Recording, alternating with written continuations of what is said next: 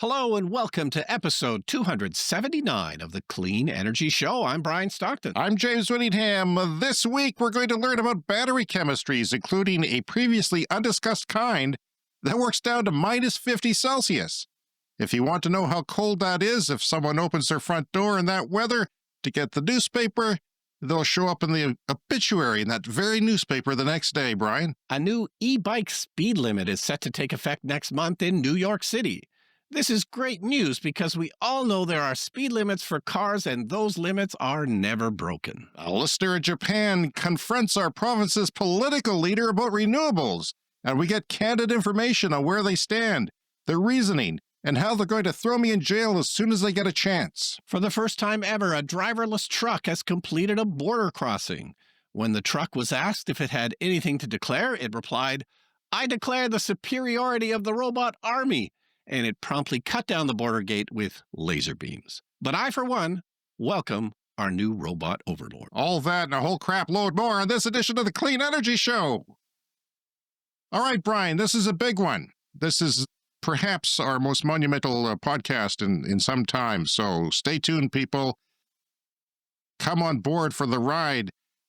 Saskatchewan is where Brian and I live in Canada.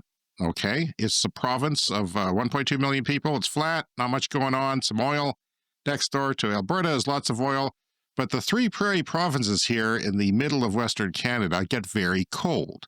We talk about that all the time, but how does that affect clean energy? It does, because wind turbines, which would be a major factor here in decarbonizing the power grid, shut down at minus 30. They get shut down. The reason is, many, but some are dangerous because they ice up in that kind of weather. They can throw ice and different things like that. They become more brittle. So what do? You have to plan for that sort of period of weather, whether it comes or not, whether it's long or short or not at all in that winter. And because solar is great here, but it's seasonal in that we're up on the north part, so our days get shorter. The angle of the sun gets shorter, so you have to rely more on wind. That's the thinking. We're all going to get into that because we had a very unusual experience this week. We met one of our listeners in person, and not only did we meet them, they came all the way from Japan to visit their family because they're originally from here, but they spent 35 years in Japan. So we met a listener named John, and that listener happened to be a politician in Japan, and he met the premier of our province and brought up renewables and other things. And so we have some candid insight from the premier and mostly his chief of staff who talked to John about that. So it's a very unusual access to the thinking of what they're thinking and what's going on in our province. And I will challenge some of that in this show and next week's show, because we are a great example. If you can decarbonize us, you should be able to decarbonize pretty much anywhere, because we have these challenges and these restrictions of getting so cold. And also I'm going to talk to a professor at the University of Regina here who is a expert in climate policy and financing, and his name is Brett Dolter. We're going to talk to him later in the week and perhaps have a clip on next week's show and maybe another chunk of him on the feed, your podcast feed, if you want to listen to that. He has done some modeling, and Brian, I love AI for a new reason.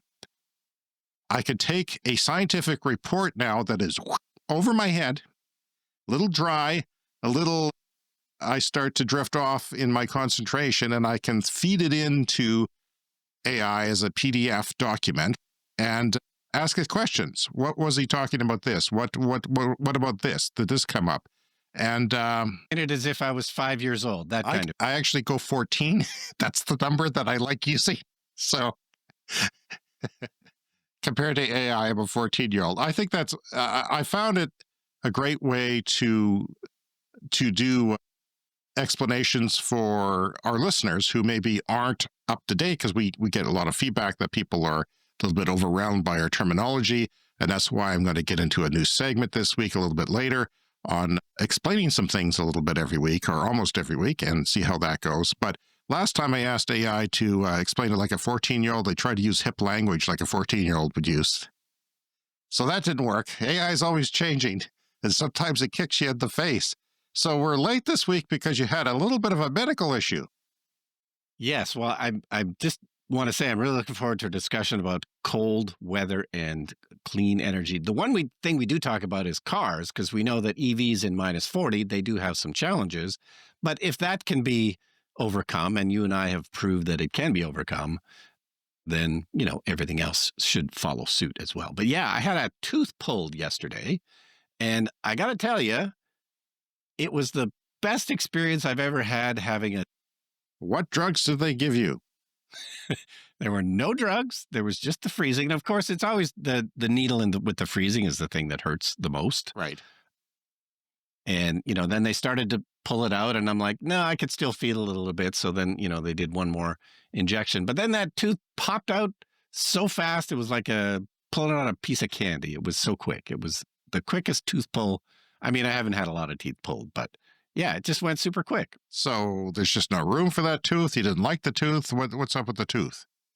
It appeared to have some kind of a cracked root or something, and it Ooh. had caused an infection. And Oh, it had a root canal on it and a crown on it. oh my God. So, we had tried valiantly to save the tooth, but it was past saving. But yeah, it was super quick. I mean, it's as far as that kind of thing goes. Oh, and they had like a 3D scan of my head. That was a new thing. Sure. What's So in there? I've had panoramic X-rays of my jaw before because I've had lots of teeth problems. Yeah. And so they did that, panoramic, but then they brought it up on the computer. It turns out it was 3D. So they had my entire skull up there. I could see my whole skull. And also like a CT scan, like you could section it, like you could go through the bone. And so I thought that was wild. I'd never had Dentist that did before. this. A dentist. Yeah, dentist, Wow. an oral surgeon. Okay. Okay. But yeah, it was just if a the one root was quick scan. cracked, I'm surprised they got the whole thing out. Did everything was okay? Yeah, well, they showed me the tooth, and you know how the roots are often sort of like four different prongs on a molar, right? Sure. The four prongs were all kind of joined together in one point. So they told me that's why it was so easy to pull out.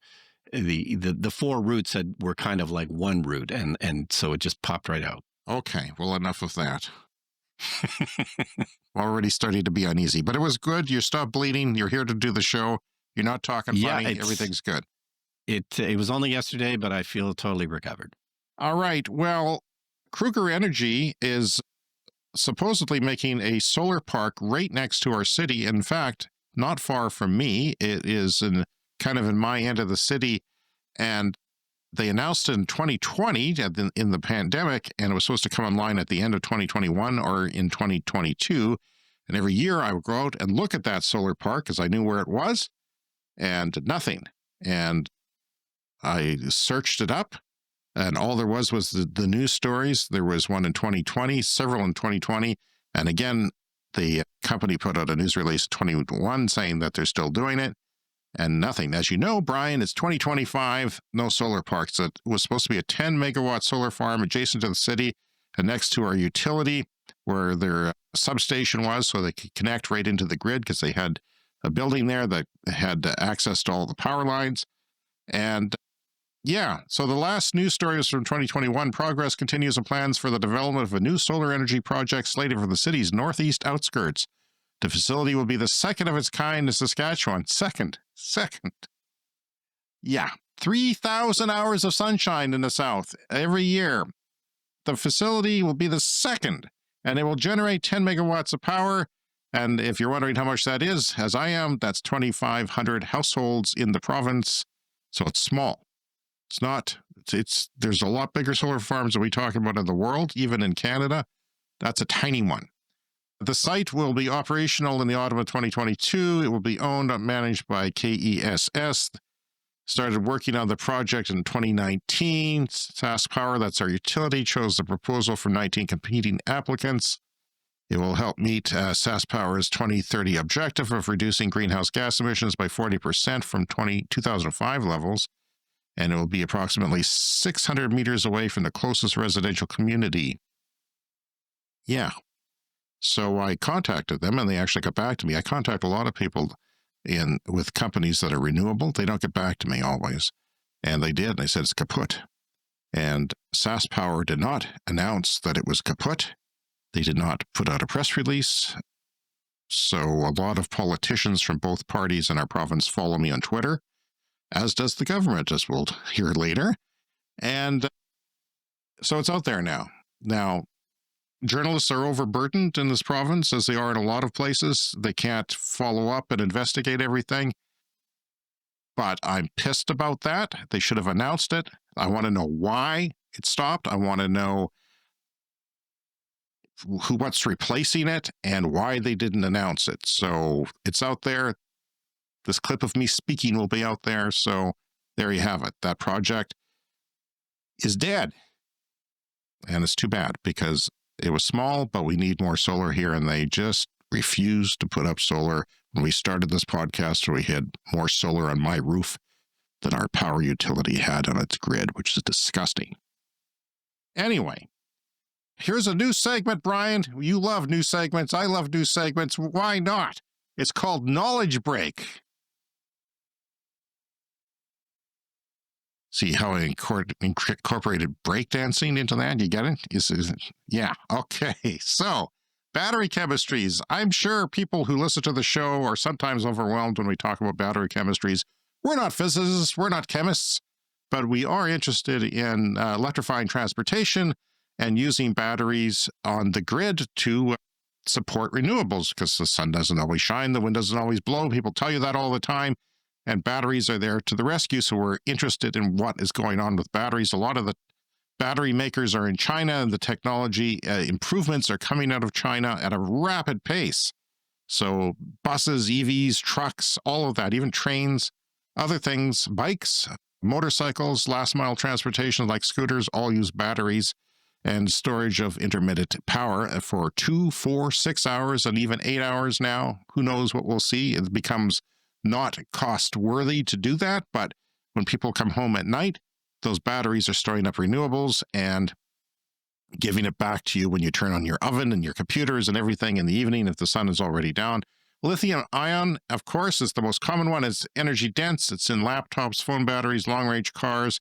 It uses cobalt, which is controversial because children sometimes mine it. Sometimes they want to mine it because they get paid money for their family.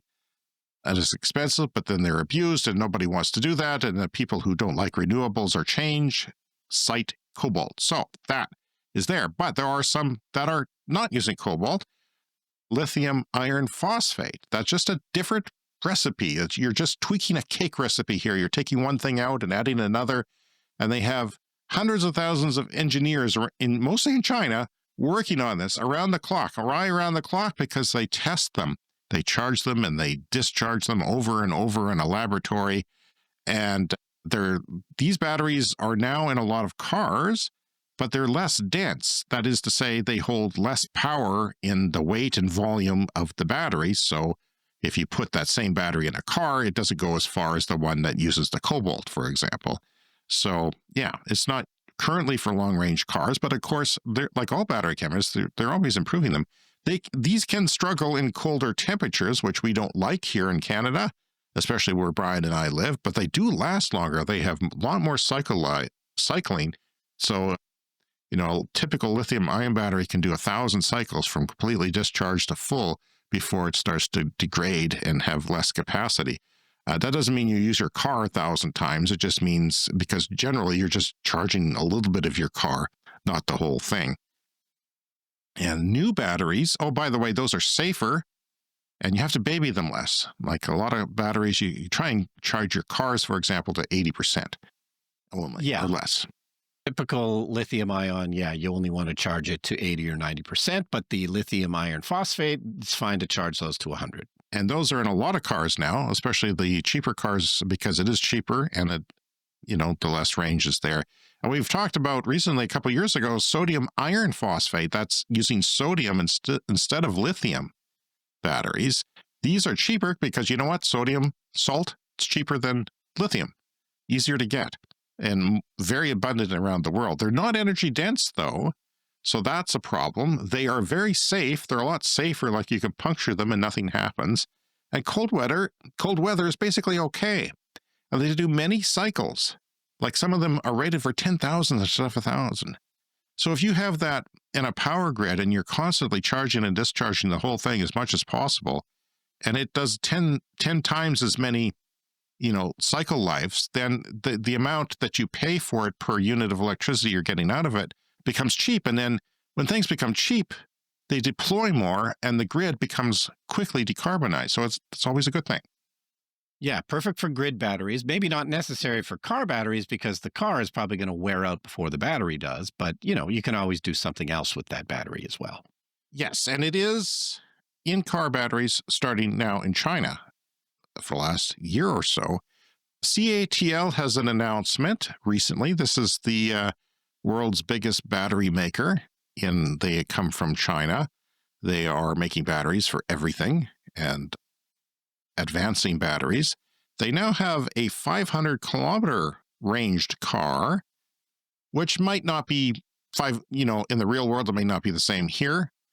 They are going to go mass production in 2026. They are starting right now and making it, which is sooner than anyone expected. And there's lots of sodium in the world. The energy density for that, if you're a technical person, is 175 watt hours per kilogram, which isn't bad. And it's going to continue to get better. They're going to improve those because they're brand new. Look how far other rechargeable batteries have come in the last 20 years. It's incredible. And the prices have come down to just a tiny fraction of what they used to be. And so it's got distinct advantages in low temperature performance. Carbon footprint is lower.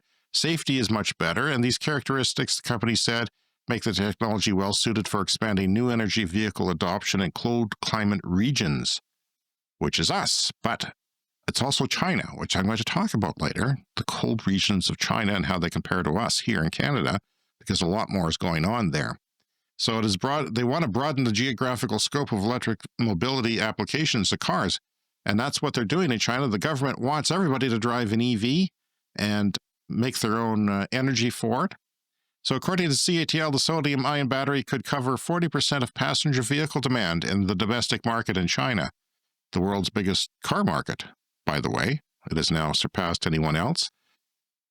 They will make more EVs this year than Americans will make cars, period. All the cars sold in the United States is going to be less than the amount of EVs sold in China. And we're not talking about every car. We're just talking about EVs. So you could see them in grid storage because the energy density doesn't matter. You don't have to worry about the weight and how much room they take up. A car is one thing, but a container in the middle of a desert or something doesn't matter. It can be used for that. So it's cheaper, lasts longer, and we can help decarbonize the grid. Now, here's one that we haven't talked about before, which I'm excited about. Lithium titanate. We got a lot of smart people listening to this show, so this one's a bit over my head. It's a bit new to me, so bear with me.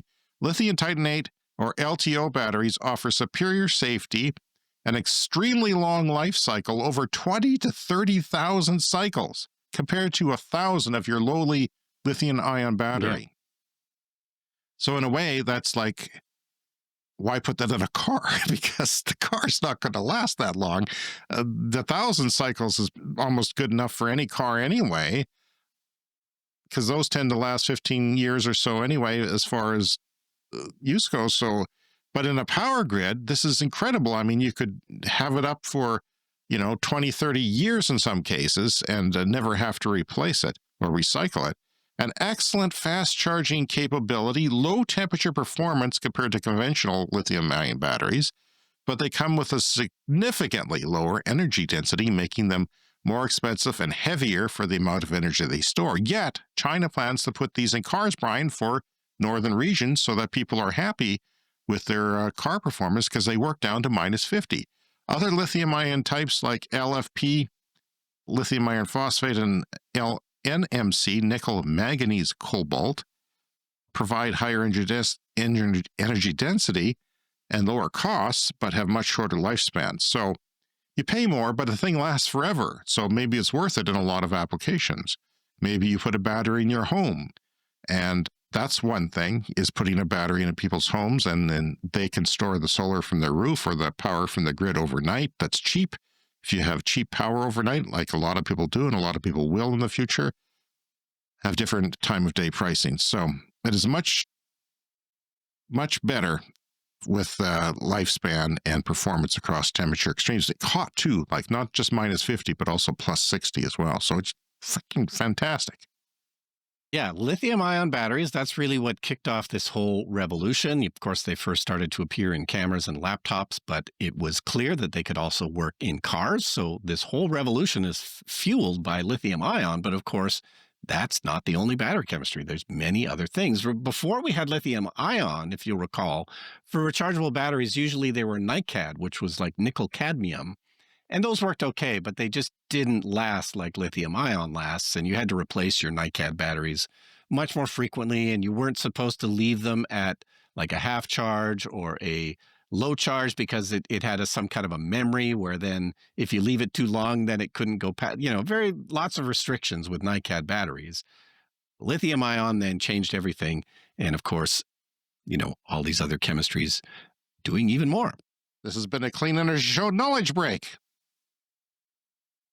Huh.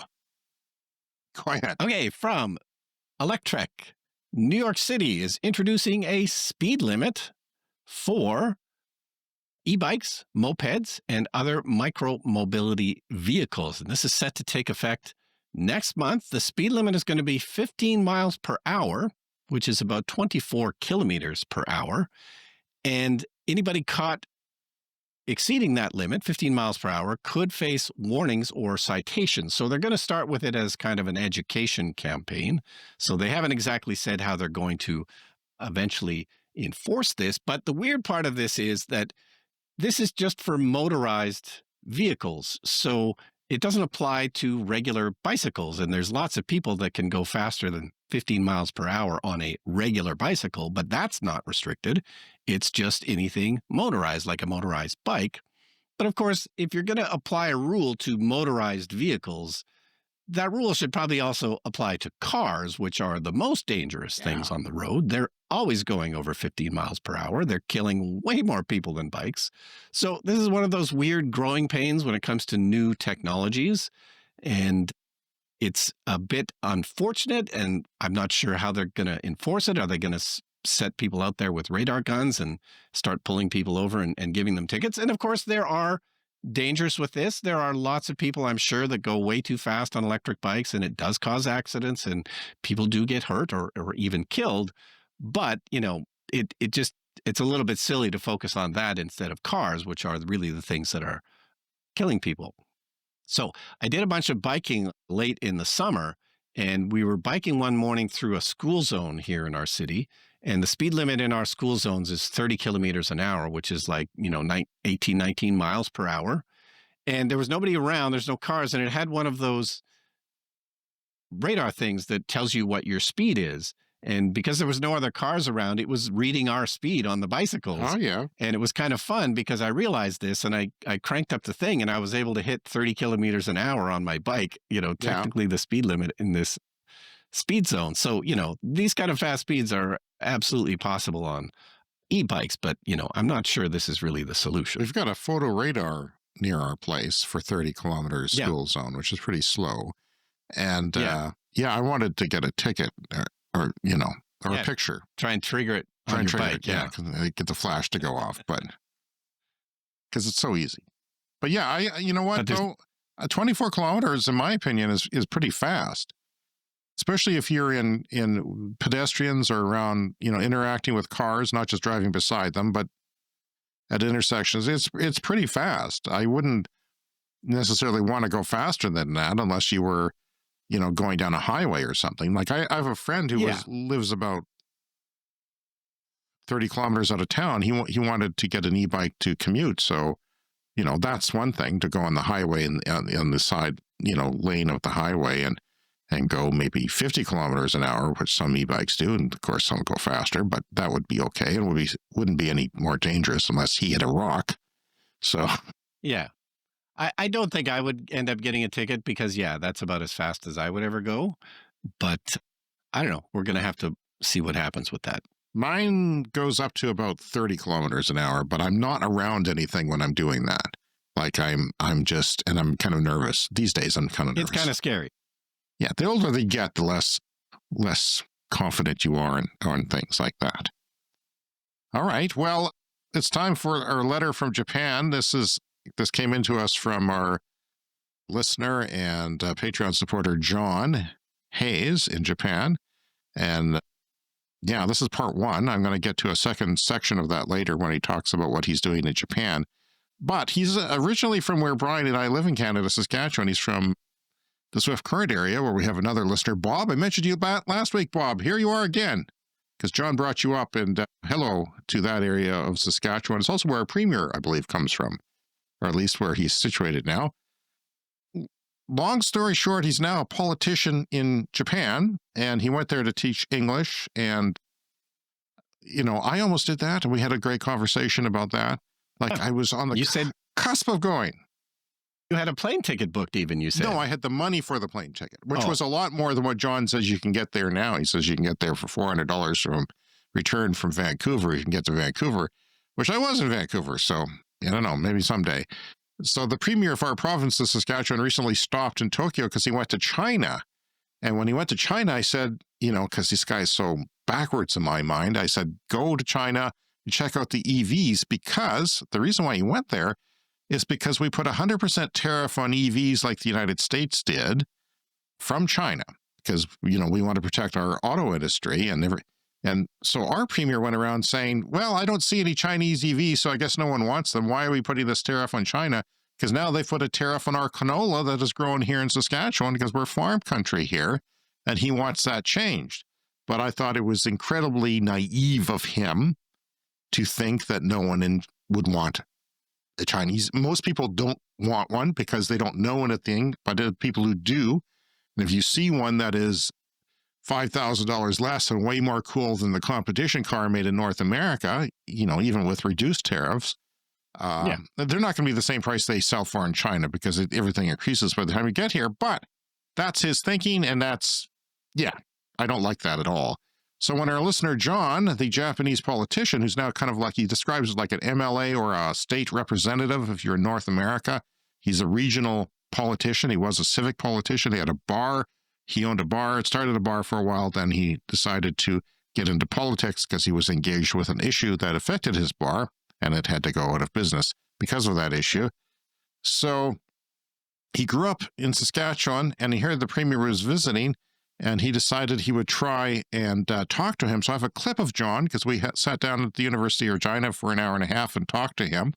And here's him explaining how he met up with the premier of our province.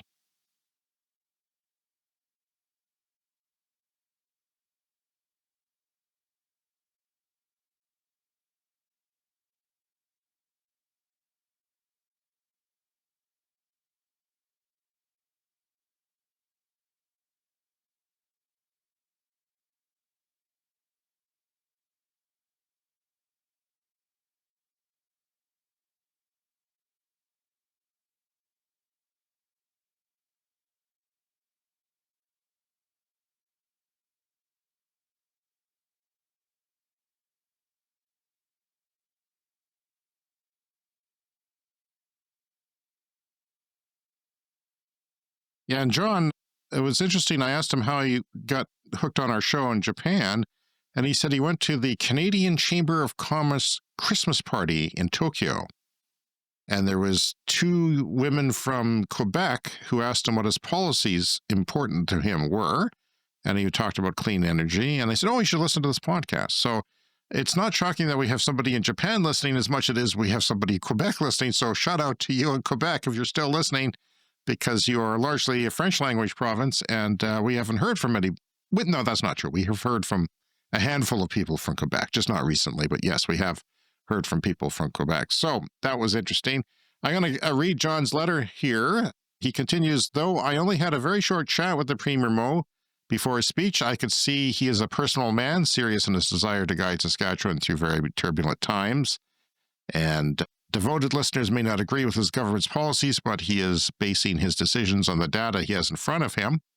And I will say this, Brian, I don't agree with that, but I'll continue. Without getting into the weeds, it's not always about personal beliefs. Leaders have influence, but they are wise to save their political powder for issues very close to their hearts. More on that later, he says. Though I was only able to have a minimal FaceTime with the Premier, I did have a longer discussion with one of his staff members. The group has been visiting all the Saskatchewan trade missions around the world. So this time was Asia. And we know why he went to Asia. Travel for politicians is much more important than the average voter understands. Talking to the staffer underlined this. On their tour of China, one of their memorable impressions was how many EV chargers they saw lining the roads. So they took my advice, took note of what's going on. I'm glad, because they have no idea what's going on over there. What they probably didn't notice is that every car around them was probably electric, but they didn't know that. But they could see the EV chargers. It can be hard to tell which ones are electric. But, it's very similar to just going to Vancouver here in Canada. You go to Vancouver and it's nothing but EVs on the road, so many Teslas, it's really hard to miss. All right, I'm going to continue reading John's letter. I put in a few jabs about the lack of chargers in the province, and the staffer completely agreed. To be blunt, yes, the government could provide subsidies to install chargers on the main highways, but until now they have felt the cost in political points would be more expensive than the public money to be used. The staffer mentioned something about the political climate and the average Saskatchewan voter. In any case, they mentioned that there are companies who have plans to install more chargers on the main roads throughout the province. When I explained just how extensive the Japanese charging system is, they were somewhat impressed. We don't have stations with 50 chargers like in China, mind you, but at last count, we were up to 13,000 fast chargers, mostly tied to the Chatamo network.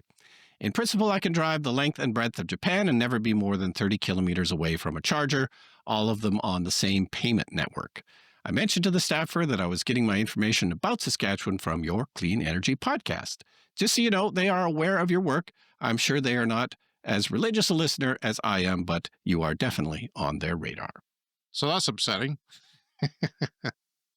Yeah, I would prefer not to be on their radar. I would too. And you know what, Brian? I had the sense that I was. And sometimes my senses are correct, because I had the sense that I was. Because you know what? I think that the EV tax that we have, that I pay, that you pay, that everyone who has an EV, is my fault. I literally think that. I honestly, genuinely think that. I thought it at the time, because I went on Twitter and I boasted about it. And I said, hey, another advantage of EVs, we don't have to pay road tax. A couple months later, we were paying road tax. And I'm the one who can least afford to pay it. So it actually affects me. All the other guys are rich and they got, good cars, and said, I don't know, I guess we got to pay our fair share. I don't want to pay my fair share. I want, they did this when there was 400 EVs on the road in the whole province. Like, what? How genuine are you? It's not only what you don't do, it's what you do. And if you do have to do that, and you do have to jump on the 400 and punish them for getting an EV, God damn it, I know where you stand, and it's not a good place where you stand. You've shown your colors. And this whole notion that he says that the political points would be more expensive than the public money used, in other words, they would be punished by the Saskatchewan voter. How stupid are you, Saskatchewan voters? How stupid are you? How ignorant are you? Get over it.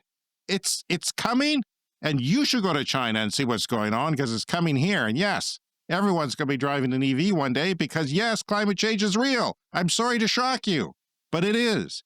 And obviously, disgusts me. But I'm going to continue reading John's letter, Brian. So regarding the coal plant, because yes, we have a coal plant that's going to be extended to 2050. A quarter of a century, when it's supposed to be shut down in 2030, like all of them, it's supposed to be shut down, but Saskatchewan's special. We want to keep it going to 2050, and hopefully small modular nuclear reactors will be a thing by then. Maybe. The province is looking at nuclear energy as the main supplier of base load going forward, John writes. At present, maximum power usage happens in midwinter when minus 40 temperatures are common. I wouldn't say they're common anymore. 30s, yes. 30s for sure. It's common. Once a year. Once a year, usually. So far, but possible. According to the staff meter, wind turbines can operate when temperatures drop below 25 below Celsius. That's not correct. It's minus 30 when they stop them.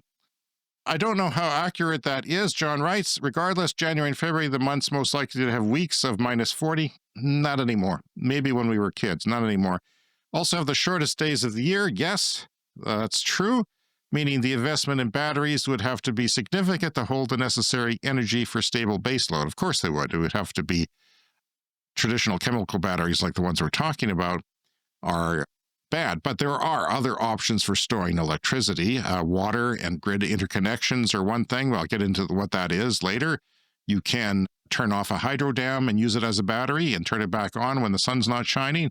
You can pump the hydro. There are different ways. There's new kinds of things. There's brick storage of heat. There's gravity. There's all kinds of compressed air things going on. There's different things, yes, and they are actually in the testing phase now, different parts of the world. And John continues, the staffer also pointed out that building a new gas power plant only to be decommissioned when the nuclear plant came online could also be seen as wasteful. No, that's not true. That's not accurate. Extending the life of the coal plant is only supposed to be a bridge until the nuclear plant comes online in 2050. They claim it's coming online in 2035, but he's telling John 2050, and that's kind of what we're hearing now, especially if coal has to go to 2050, then they're not expecting nuclear to 2050.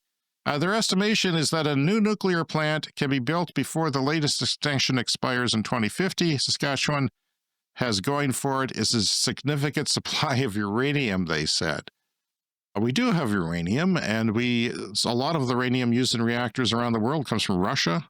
It is refined. They have to refine it for nuclear. And some people say that if countries get nuclear power, they can take that uranium and refine it further into weapons-grade uranium.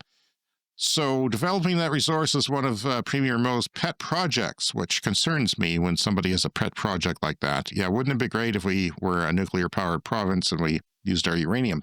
While uranium's not free, I know the government would get resources back from that. John continues, knowing what I know about the government, risk is deadly, to be avoided at all costs. Yes, that's why we never get anything done. But I would say the betting on the SMR, the small modular nuclear reactor, which really hasn't been a thing yet. Yeah. They're hoping to be a thing. And for it to be cost effective, they have to build a lot of these, and they have to settle on one design and build a lot of them. And that's not going to happen by 2035 in any way, shape, or form. And that's when we're supposed to decarbonize our power grids in the world. And we can do it. Not only will Saskatchewan have a safe, steady baseload power plant, they will all... Yeah, safe. And it's steady. It's not steady. You have to turn off nuclear plants for 1 month a year, usually. There's all kinds of problems. You have to have backup reactors. That's why they come in pairs. They will also be independent of world market prices for uranium, especially if they're refining locally at home. Well, you know what we also have here? Sunshine and wind. Just putting it out there. I think it's a pipe dream to refine locally, Brian.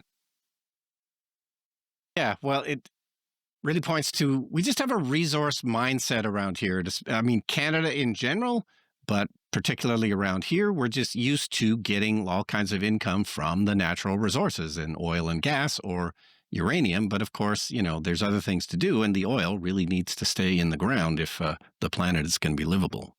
That's what doesn't get me. It seems like a moral obligation to do everything you possibly can to decarbonize as much as possible, to do your part. And people say, well, it's hard. Well, we're going to find out how hard it is. There's harder places in the world, and we're going to get to that this week and next. Brett Dolter is an associate professor at the Department of Economics, University of Regina, here where Ryan and I live, where he teaches courses in climate change policy, cost-benefit analysis, ecological economics, and microeconomics. His research is focused on modeling costs and consequences of climate and energy policy, and I will be speaking to him on Friday, so stay tuned for that. Now, he released a report on the Saskatchewan power grid. No one else really has, just narrowed it down to Saskatchewan. And the report was looking at 3 scenarios. If the federal government loosens their policy for decarbonizing a little bit here, a little bit there, what would that mean? So by 2035, he ran some of the numbers, and the power rates would be 6 to 9% higher than SaskPower's current plans for power rates. I remember when power rates used to go up 5-7% a year commonly, like 10 years ago and 15 years ago. But that's, that would be normal to me. But they've tried to keep it in check because it is a government-run Crown Corporation, as we say in Canada, arm's length. So that's about 1.5 to 2.1 cents per kilowatt hour. So we're paying like, what, 16 cents? So, it's not the doubling. Saskatchewan government says we do this, we'll have to double the power rates. And of course, that scares the voters. And the voters says, okay, Premier, do whatever you want. I don't want to pay twice the electricity rates for this clean energy bogus nonsense. So delaying action, though, would cost more later. Of course, everybody knows that. Brett knows that. All scenarios show a 40 to 50% of capacity from wind. This is the scenarios that he's come up with. Wind is very important. Now, we have great wind capacity here, but only 40 to 50% of the capacity from wind, not solar.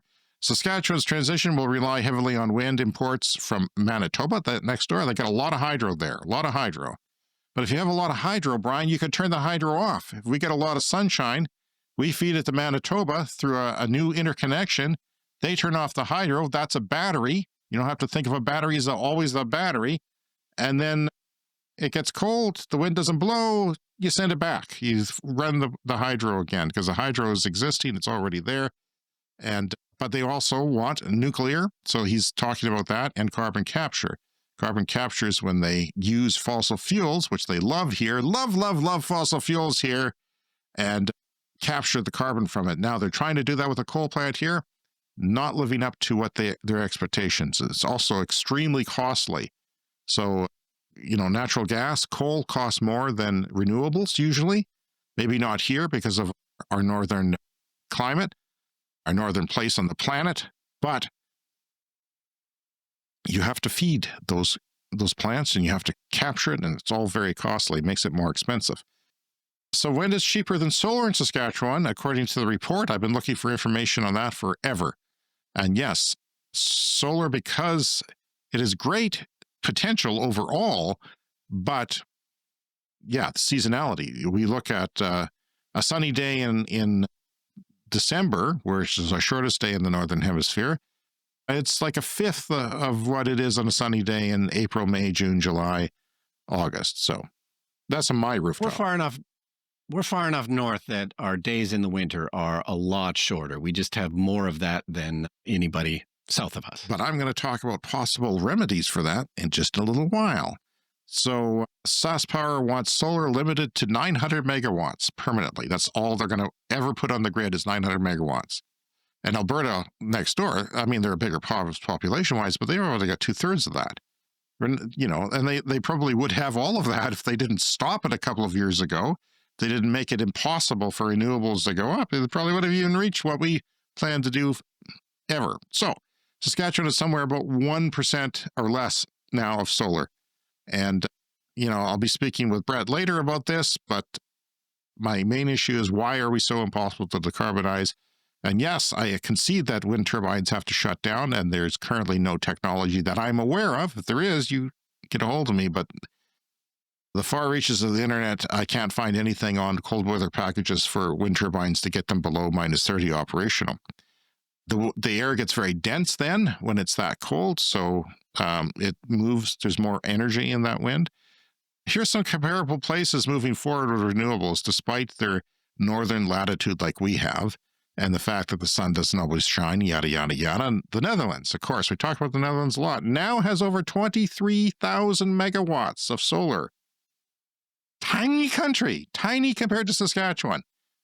A little blotch. It's like if we were Gorbachev, they would be the birthmark they had. That's the equivalent of it. So they have 23,000 megawatts. 23,000, not 900, 23,000 now. That's 25 times what will ever be, according to our power grid. And remember, a solar panel in Saskatchewan provides 1.4 times what it does in the Netherlands, because we have more sunshine here. But we're also the same place on the globe. So we do have shorter seasons. It didn't stop them. It seems like if you've got a climate crisis and you have any moral aptitude at all, you would go out and you would do what you can. You would add solar and wind as fast as you can. Solar's easy. You can put it on homes and rooftops. They stopped that program because everybody was doing it. We can't have that. It's going to cost everybody else who doesn't do that. That's not how you act when there's a climate crisis. The Netherlands has 3 times the population of us, so of course they're going to need more energy. That's a given. Of course, they're part of Europe, so you could interconnect there. But right now is focusing on modernizing their grid. They're not waiting to 2050. They're modernizing their grid and incorporating solutions like energy storage, which we have only the tiniest amount, and they think it's pointless. The SaskPower guy at Pickable said, they only got 1,000 cycles, those batteries, and then they're done, so we don't want to use them. That's the kind of ignorant crap that goes on here. And they think that, well, that's all that there ever is and ever will be. Well, no, the world is decarbonizing and this technology is getting better. They're not listening to our show. They should. Smart energy management systems to balance supply and demand. That's all part of it. It's technical stuff. It's beyond what we know here, but they're doing things to make the grid work. I mean, you can have an EV at home. You can charge it. It can power the grid when the grid needs a little bit of electricity. You get paid for it. You get paid more than you would normally get paid. The Netherlands in the last 12 months, 21% solar. That's 21 on their grid now. And we're at 1%. And we got better solar than them. 23% wind. And that has all ramped up quickly. And yeah, it is colder here. It is colder here than it is in the Netherlands. It's cold in the Netherlands. It snows a little bit, but it doesn't generally get down to minus 30 or minus 22 Fahrenheit when they have to turn off the wind turbines. The icing, they will ice, like an airplane, they will get ice attached to them because the metal will just attract the moist air and it turns into ice. And then if it spins, it can throw off the ice. It can break the turbine because it is a moving thing, which is why I love solar, because it's just sits there and does its thing. No moving parts. Yeah. Nothing to fix, nothing to look at. They are heated, these wind turbines in cold climates like ours. They're heated. The little thing in the box where the thing turns, the turbine is, they're heated. There's inverters in there. And they heat those up because the greases don't always work under very cold temperatures to lubricate it. So, yeah, they heat those and they use a little bit of electricity. So wind costs more in cold climates because you have to add these things. And they have little heaters on the fins of the blades that melt the ice off, but they still shut them down currently. Now, I've always thought, well, we're the only place with 6 million people in the Canadian prairies that gets this cold, so nobody's making stuff for it. They're not making the EVs with the best batteries for us. They're not going to care about us. Yeah. But there's other places in the world, and maybe China will be the developer of a new kind of wind turbine. Like, it'll be more expensive, but it still will operate in cold temperatures. All we really needed is down to minus 41. I mean, we'll put them in the southern part of the province too anyway, where most of our energy comes from. And so it gets less cold down there a little bit. All scenarios for Saskatchewan include nuclear, but a lot of solar and wind power for Saskatchewan's plans. But I watched a YouTuber the other day, and I like to talk about my YouTube videos, Brian, sometimes. He was testing vertical bifacial solar panels. What's a bifacial solar panel? It picks up sunlight on both sides. Mostly on one side, but a little bit on the back side too, so whatever reflects off the ground. But usually you put a solar panel so that it's perpendicular to the angle of the sun, and that's often around 30 degrees. It depends where you are on the globe, right?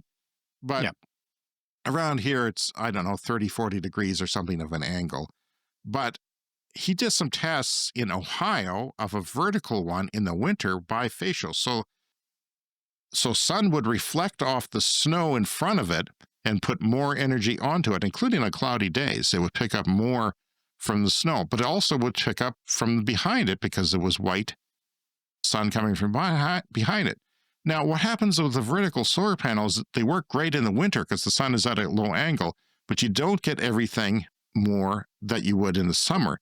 But an interesting thing that he found out about that was that it's kind of like a flat line.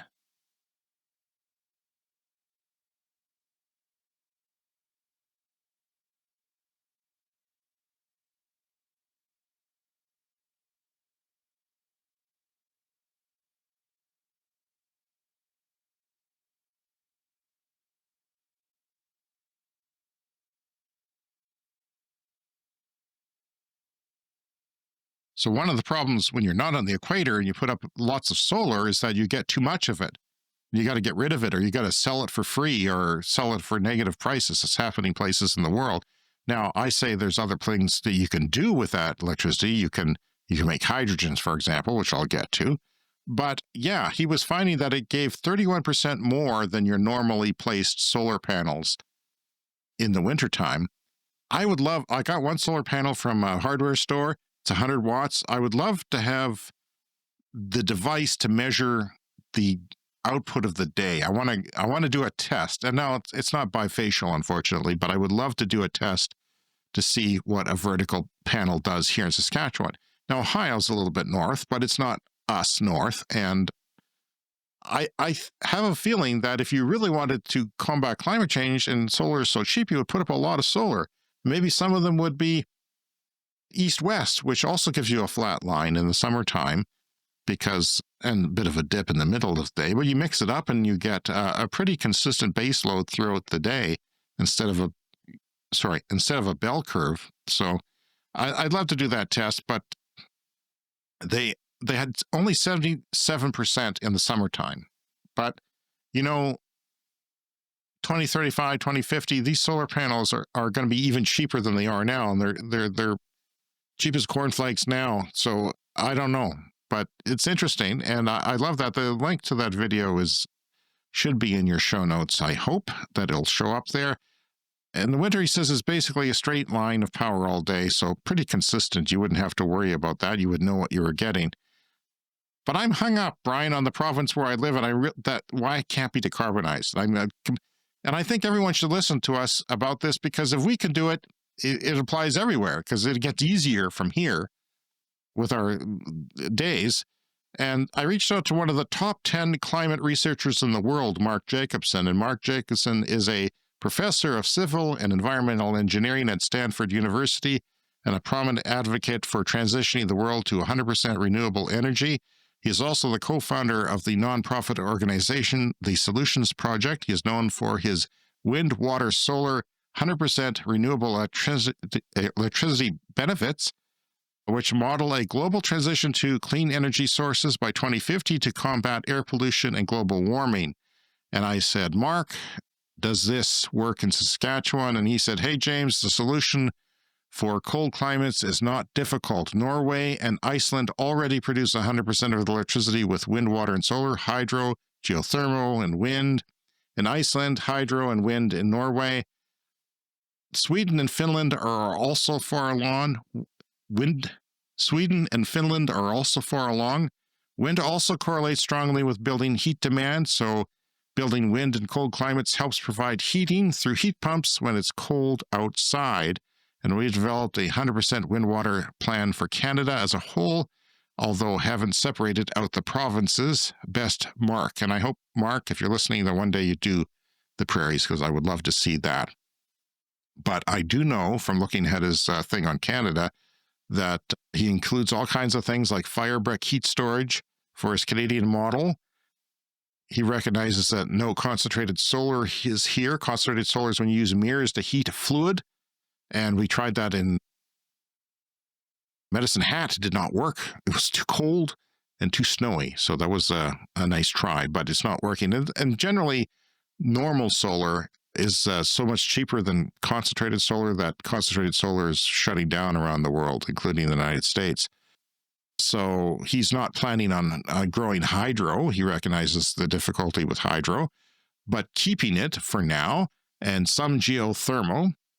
23% of all end-use energy in Canada is used to mine, refine, and transport fossil fuels and uranium. 23% of end-use energy in Canada is to mine, refine, and transport fossil fuels and uranium. That's a crazy statistic. So we wouldn't have to do that anymore. So we need 23% less energy. Yeah. That's nobody talks about that. In a 100% wind water world, we don't need that. So another 30% is saved because EVs are more efficient than our current internal combustion engine system, because we don't need the same amount of energy to drive a car. They're more efficient. They're like, we save 30% on that. Heat pumps use 75% less for home heating and 6 or 7% of savings for energy efficiency, which is all part of this mix. Remember, it's not just changing from coal to solar or whatever, it is also improving energy efficiency. Now, that's very important in Canada because a lot of people live in drafty houses. You're doing your best on your 1960s house to increase that, but it's tricky, and we need national programs to do that. 60% reduction in demand just by electrifying everything. 0.1% of Canada's land would have to go to 100% wind water in all sectors. 0.1%. And I think fossil fuels is way, way beyond that now. It's like 3% or something. And we complain about putting up solar panels because it takes up land. So 68% lower energy costs. That's the electricity that you would eventually have to pay for energy and for gas and everything and for heating your home. 68% less. And a 3-year payback time. 3 years. It's incredible. So let's look at the modeling that he did on Canada. Onshore wind was 45%. Offshore was 11%. We have no offshore wind in Canada. Rooftop PV was actually 11%. That's pretty significant. But we also see in other places in the world that it is becoming that sort of significant level. So utility PV is actually less than 4%. So for all of Canada. So it's kind of surprising. So he's not really concentrating on solar as much as I expected they would. Geothermal is 2.26. We don't have hardly any geothermal electricity generation, if any, in Canada. And I've reached out to that place that's been in the works for 5 years. They have not gotten back to me, so it can't be going well. Reached out a couple of times. Hydropower is 25%. We have lots of hydro in Canada, and right now it makes up a lot greater percentage, so we would just keep that for the next several decades. Wave power, 0.1%. Tidal power, 0.2%. He's throwing in little things like this. Solar thermal heat, virtually nothing, but some of it would be for heating. And geothermal heat would be 0.5. So we don't have much geothermal resources near population bases as you might think in Canada. There's a link to his modeling in your show notes as well. There's a PDF that you can look at if you're interested. Storage discharge at a full rate. This is what I got from his report on Canada. 165 days of hydro storage. 165 days of, not hours, days. In other words, over a year of hydro, you could turn off hydro overall and have a year's worth of energy stored. So that is significant. I'd like to know more about that. I know some of our listeners are hydro experts. I would like to know more how that works and how many places you can do that and how many you can't.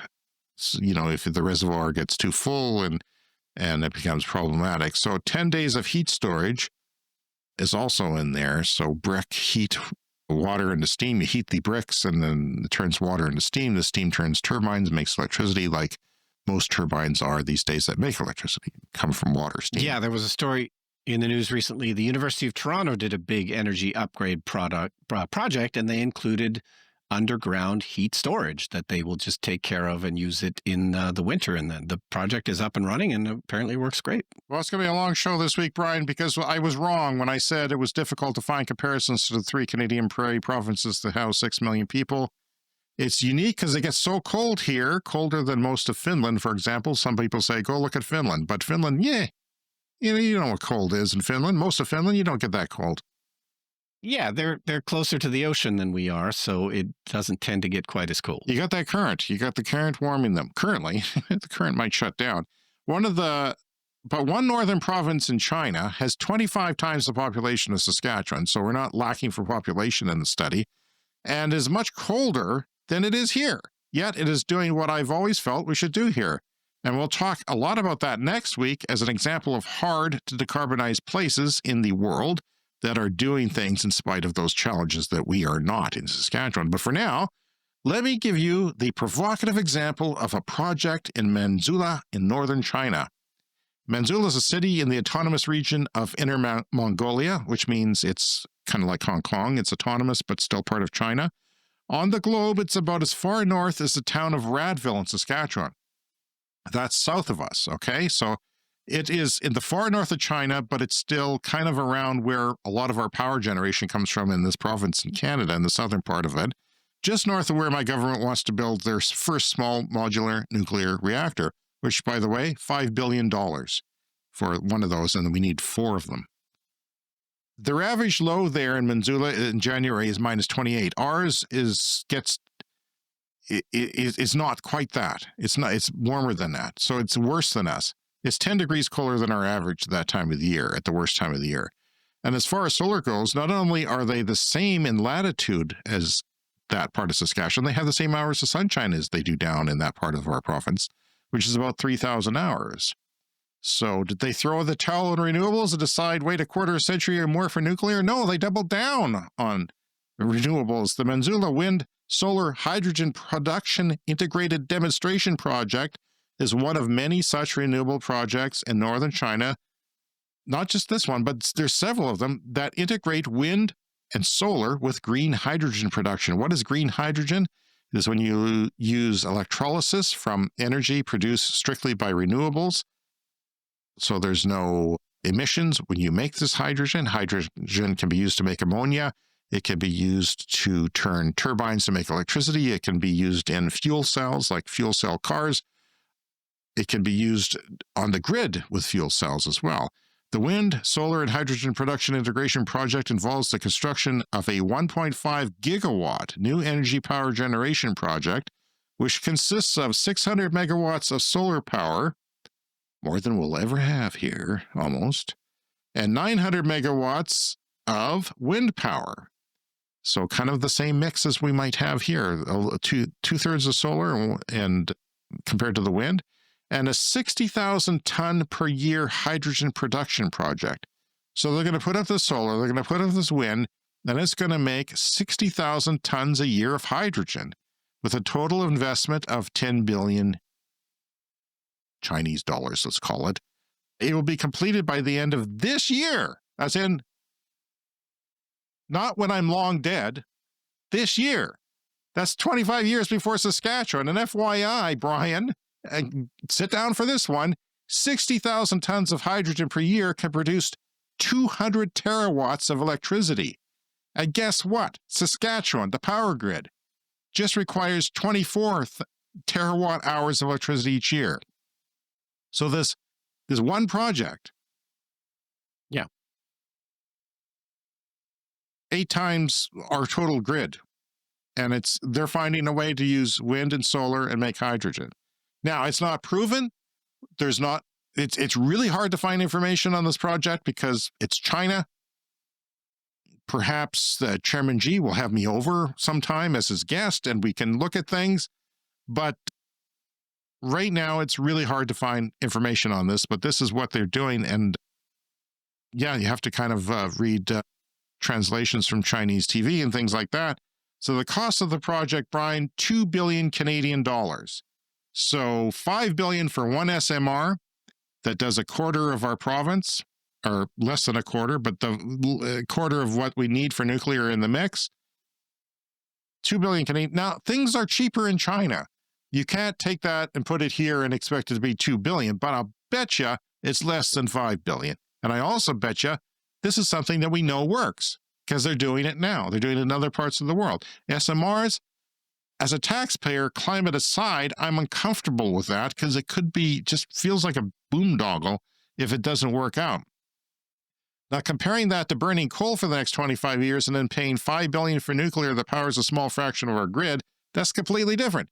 So to power the whole grid, you would need 4 to 5 SMRs costing upwards of $25 billion, or more than 12 times what this Chinese project costs. And even if you use uranium from our province, which is great, it will still cost money to fuel that nuclear plant once it's built, and paying for security and also the decommissioning, which also doesn't happen. And the caveats are renewable hardware is cheaper in China. We know that, and it doesn't necessarily get here as cheap. There's an authoritarian government there that can snap its fingers. It doesn't have to answer to voters. That's what John touched on in his letter. It's not easy to be a politician. I get that. He can't even put up an EV charger without pissing off people in this ignorant province. Failure and risk doesn't affect the government as much over there. If they fail, well, too bad. Nobody's going to revolt necessarily unless they really, really screw up. It's a big country, obviously massive, massive country is population-wise, and massive resources. Information about what's going on, though, is sparse. So green hydrogen generation, I would argue, is more advanced than SMRs at this point, so we know it works. The cost has to come down. It's going to come down eventually if they do. I question hydrogen, its uses. I think some people are pro-hydrogen for everything. Maybe this is a case for energy storage because we have such great wind and solar here. Maybe we make hydrogen. Maybe we sell that hydrogen in other places. Maybe we increase our economy. There are 630 electrolyzers in the hydrogen projects in the world right now. They're not all green. You can power them with anything. You can power them with coal. You can power them with solar. You can do whatever. But some, they're working, and it's not hard, to change that. It doesn't really matter. But that's what's going on. This is one example of a place colder, as far north, and they're doing things. And, we just throw up our hands and say, I guess nuclear.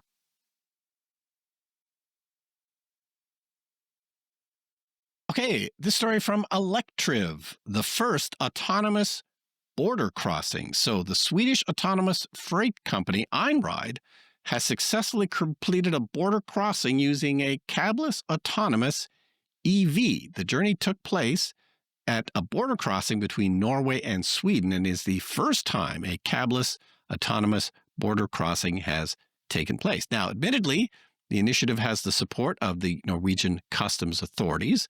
Einride's onboard systems were integrated with the Norwegian digital customs tool Digital, so all goods were declared in advance. And it's also worth noting that, as well as that, Norway and Sweden share a particularly porous border, as they are both Schengen countries. There are 29 European countries that don't really have border controls anymore.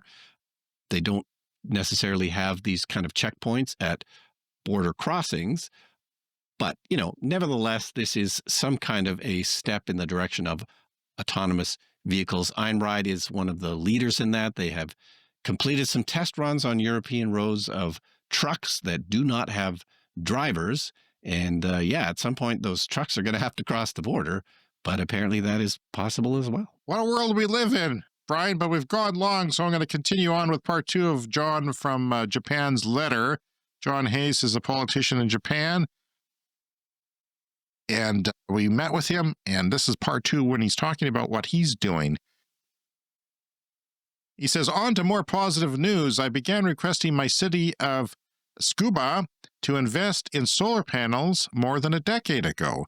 The public offices around the city have many large parking lots with lots of good sunshine. Ideally, panels installed above these parking lots would help keep the cars below cooler in summer. He says it gets very hot there, very hot and humid, would also be producing energy. I was informed the other day that the city has finally come around to my thinking. Initially, they are looking at covering a 200-meter 4-lane avenue from the street to the various parking lots on either side. So in addition, they will add more panels to the roof and of the main office as well. And if it all goes smooth, the new panels may be installed in 2 or 3 years. And unfortunately, my request to cover the parking lots is still not in the pipe, but I can see movement after many years of frustration. Just to temper my delight, the city worker stressed just how much installation costs had increased, mostly due to the falling yen, and should have listened to me earlier, the silly billies, he says. On a different front, the city is also planning to add considerable number of EVs to the city's fleet over the next few years. That's good to hear. With the installation of solar panels will also come a new bank of 3 kilowatt hour, probably not kilowatt, but 3 kilowatt second level or level 2 chargers, both for the city office and public use. So, progress. I understand I'm on the far side of the curve. The administration can't even see me anymore. But with everyone's help, we'll pull the laggards forward. That's all for now. And he says some things in Japanese, which I'm not going to pronounce because I can barely speak English. So thank you, John. And congratulations to you for pulling those laggards forward and kicking and screaming into the 21st century.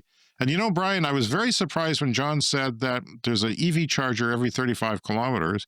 Because my understanding of the Japanese market was they were very loyal to their national brands, Honda, Toyota, Mazda, Nissan, which only had the one EV. And by the way, John drives a Leaf, drove a couple of them, that nobody was driving EVs. But the government said, no, you have to, and they put up chargers. And Yeah. So their EV car production is still behind, but they seem to have sorted out the charging thing with a national policy to get it done. All right. So if you would like to contact us, cleanenergyshow@gmail.com. You can leave us a voicemail, speakpipe.com/cleanenergyshow. And of course, you can join the conversation on our Patreon page and get some additional content. So we'll be holding some of our letters to next week. Join our Patreon as a paying member. You get all kinds of free perks.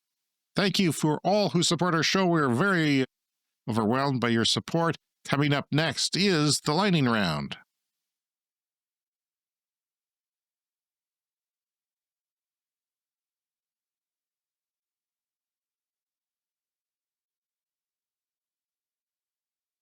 It's time for the lightning round.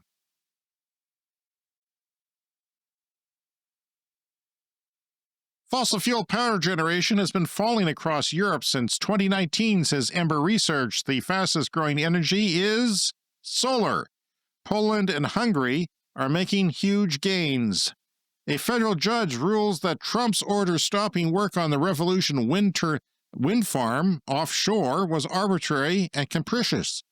The order caused 500 layoffs right before Labor Day. It stopped work on an 80% complete wind project, but hopefully that goes. From Bloomberg, China, the world's largest polluter, is set to target to cut economy-wide net greenhouse gas emissions 7 to 10% over the next decade.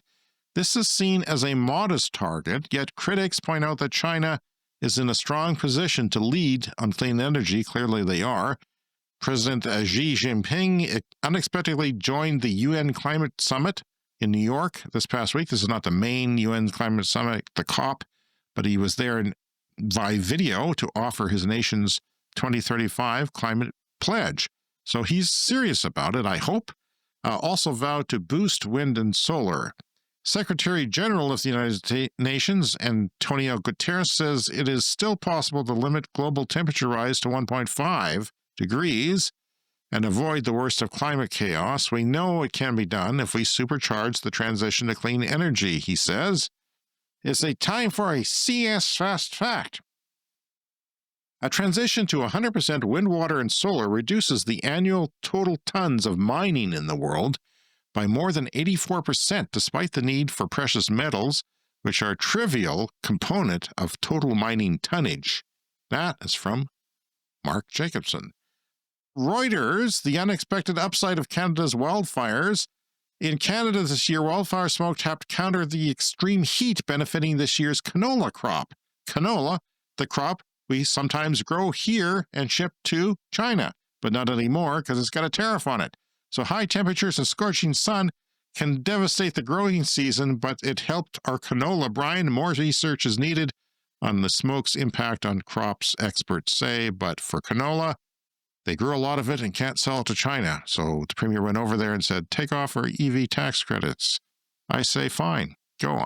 We don't have an automotive industry here, but it's going to hurt. It's going to hurt in the long run, but probably good for the automotive. I mean, the world's more important than the automotive industry. Bloomberg Green, India's largest power producer, has sought the government's approval to bulk purchase nuclear reactors, part of the wider national effort to expand atomic energy capacity as the country seeks to reduce dependence on fossil fuels. Not just decarbonize, but get the dependence of fossil fuels that you have to import. The Trump administration wants to take an equity stake in Lithium Americas, a company which is building the country's largest lithium mine. So he just said climate change is a hoax. If you invest in renewables, you're going to go bankrupt. He told the UN that, but for some reason he wants a piece of this. I wonder why. That's from Reuters. EVs are currently replacing 1.3 million barrels of oil per day and set to replace 5 million barrels a day by 2030. Nigeria is going to establish a 1 gigawatt solar panel factory that is putting out 1 gigawatts worth of solar energy capability per year in their factory. That's from PV Magazine. And finally this week, BYD has created a new kind of battery system for grids that can hold 14.5 megawatt hours of energy inside a typical shipping container, like the ones you see on trains or trucks or ships. How much is that? That's enough electricity to power about 500 homes for a whole day, Brian, with just one battery, with just one shipping container. This means big power plants would need as many units, far fewer than they used to, for the same amount of power, and wouldn't need as much land and would use fewer parts to store the same amount of electricity.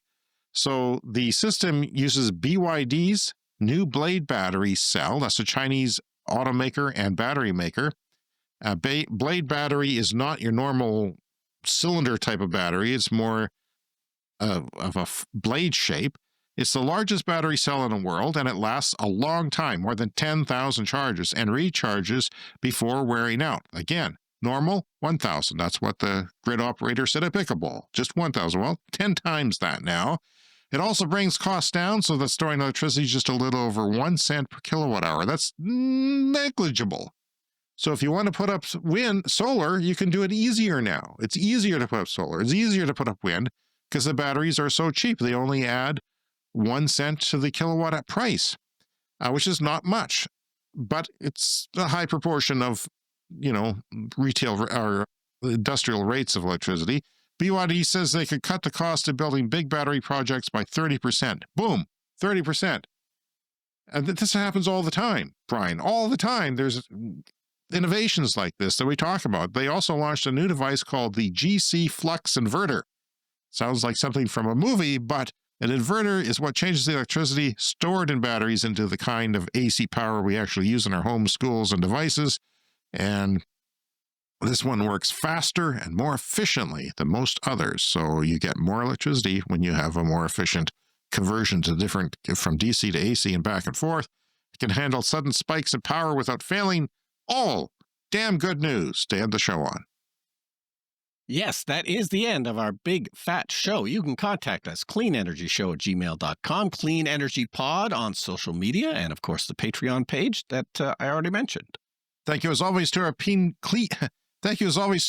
Patreon Clean Club executive members, Green Bastard and Brett Rudley. And at the first of the month, we get to shout out all of our Clean Club supporters. Thank you all for supporting climate positive content, and we'll see you again in 7 days. See you next week.